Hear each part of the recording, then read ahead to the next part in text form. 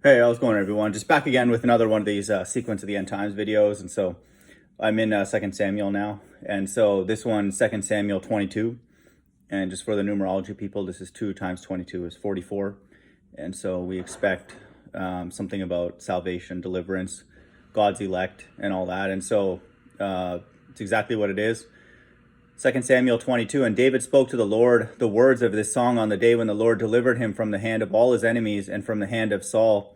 And so just a reminder, the sequence always begins with salvation and always ends with God's elect destroying everybody, on earth with the mark of the beast. And so in the last days, and then we see that sequence here. And so we're looking for that first, and then it's going to be that salvation first, and then plagues, missiles, different wrath and all that.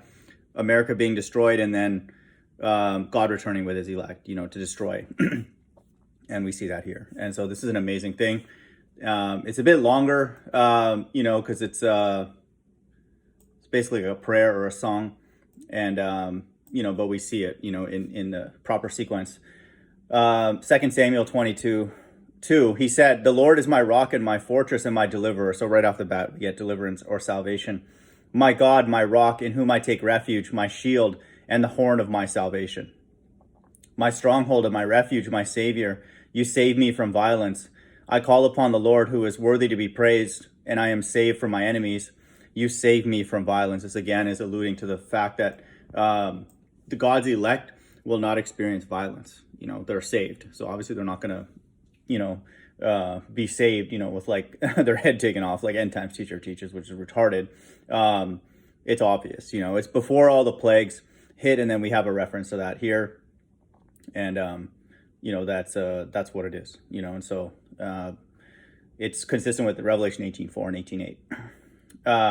Verse 4, "I call upon the Lord, who is worthy to be praised, and I am saved from my enemies."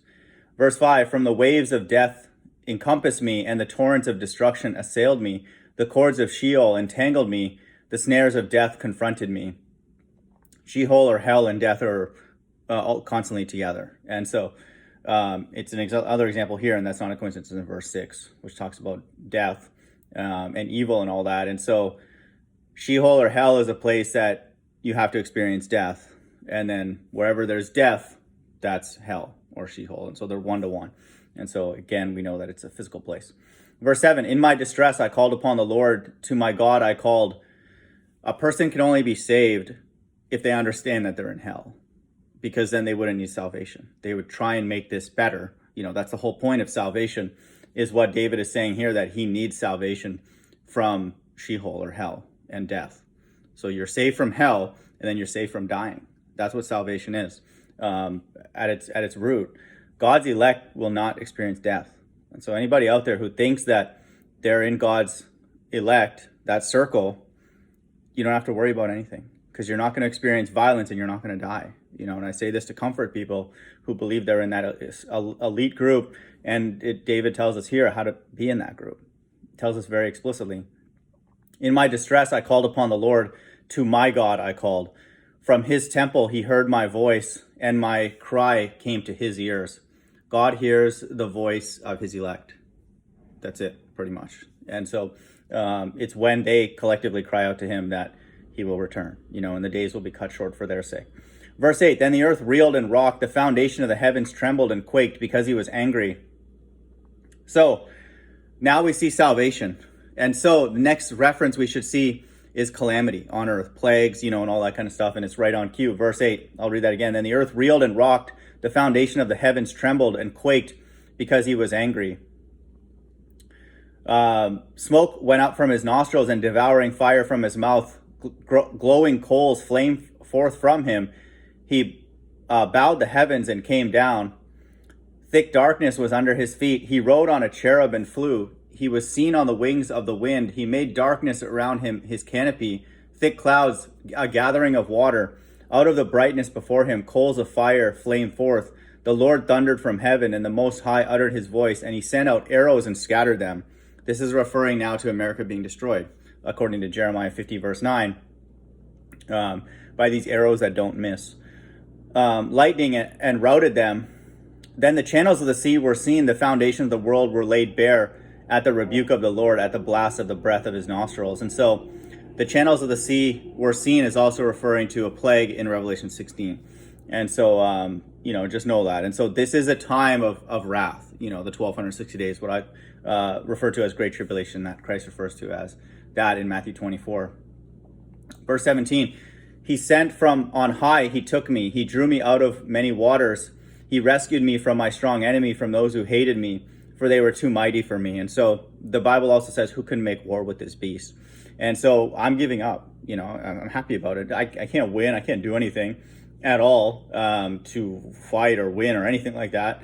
And we're told that here, that God has made it this way, that the enemy is very strong, and this system hates me and hates us, anybody, even if you talk about low-level truths, much less high-level truths. And so we have no choice, for a group of us.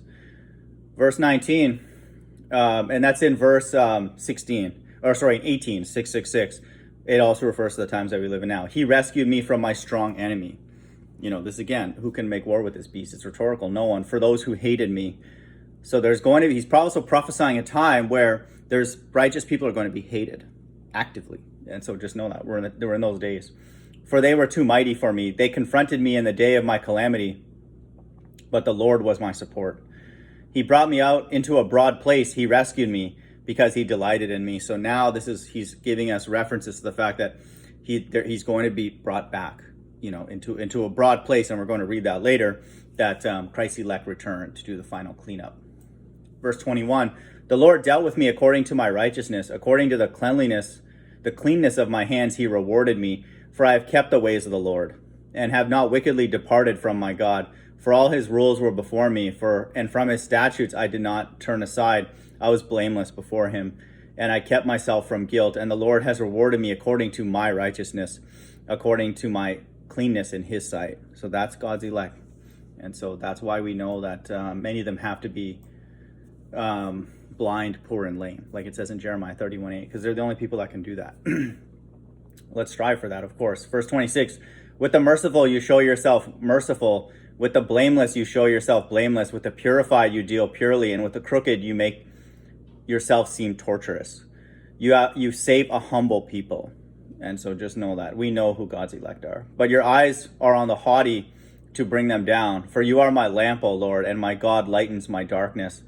For by you I can run against a troop, and by my God I can leap over a wall. This God, his way is perfect. The word of the Lord proves true. He is a shield for all those who take refuge in him. For who is God but the Lord, and who is a rock except our God? This God is my strong refuge, and has made my way blameless. He made me walk like the feet of a deer, and set me secure on the heights. He trains my hands for war. This is now David referring to when he's going to return, and so God is doing all this, talking about a rock and then returning in the Middle East, to fight. and he's saying here, he trains my hands for a war, so that my arms can bend a bow of bronze. You have given me the shield of your salvation, and your gentleness made me great. You gave a wide place for my steps under me, and my feet did not slip. So now he's talking about things happening beneath him. So he's returning, from the sky with Christ as well to do this final destruction. I pursued my enemies and destroyed them, and did not turn back until they were consumed. I consumed them. So he's saying he's doing it. I thrust them through so that they did not rise.